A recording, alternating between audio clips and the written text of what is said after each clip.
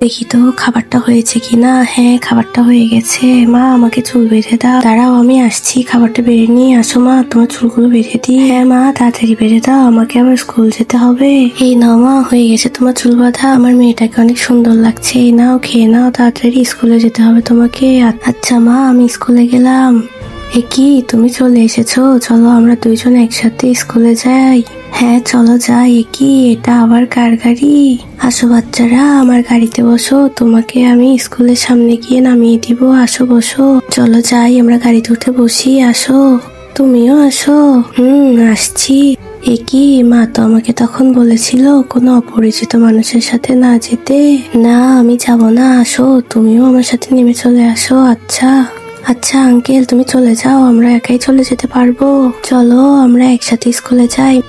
মা আমাকে বলেছে কোনো অপরিচিত মানুষের সাথে না যেতে। চলো আমরা একসাথে যাই।